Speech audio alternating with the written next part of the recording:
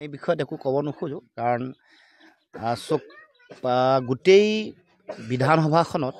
পত্নীকেন্দ্ৰিক যিটো আলোচনা এইটোৱে এটা অতি স্থূল মানসিকতা প্ৰকাশ কৰিছে যি সময়ত আমি অসমৰ ৰাইজ ভাৰাক্ৰান্ত এফালে নিবনুৱা সমস্যা আনফালে মূল্য বৃদ্ধি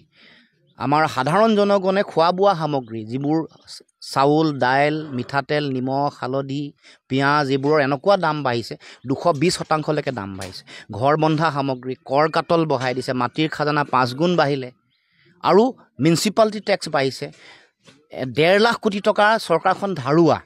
এনেকুৱা সময়ত চৰকাৰে সিৰিয়াছ কথাবোৰত আলোচনা নকৰে যিবোৰ খুব মৌলিক সমস্যা সাধাৰণ মানুহৰ এই সমস্যাবোৰ আলোচনা নকৰি কাৰোবাৰ পত্নী লৈ বিভিন্ন ধৰণৰ এনেকুৱা ধৰণৰ মানে বিশেষকৈ মুখ্যমন্ত্ৰীৰ মুখৰ এই কথাবোৰ শুভা নাপায় আৰু মুখ্যমন্ত্ৰীয়ে পতা জালখনত যাতে আনেও ভৰি নিদিয়ে তাৰ কাৰণে মই আহ্বান জনাইছোঁ মুখ্যমন্ত্ৰীয়ে নিজৰ ব্যৰ্থতা ঢাকিবৰ কাৰণে নিজৰ দুৰ্বলতা ঢাকিবৰ কাৰণে ইছ্যু ডাইভাৰ্ট কৰিবৰ কাৰণে এনেকুৱা ধৰণৰ বিভিন্ন বিষয় আনিছে কেতিয়াবা যদি শিক্ষাগুৰুসকলক আক্ৰমণৰ লক্ষ্য কৰি লয় কেতিয়াবা কাৰোবাৰ পত্নী আক্ৰমণৰ লক্ষ্য হয় এনেকুৱা ধৰণৰ পাতল তৰল টুলুঙা কথাৰে গোটেই বিধানসভাৰ যিখন মজিয়া ইয়াৰ যিটো মৰ্যাদা এইটো ম্লান কৰিবৰ কাৰণে মুখ্যমন্ত্ৰীয়ে উঠি পৰি লাগিছে গতিকে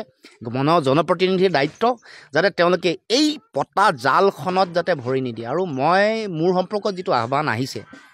মই এইটো এনেও জানে যে জন্ম মৃত্যু আৰু বিবাহ এইটো কেতিয়াও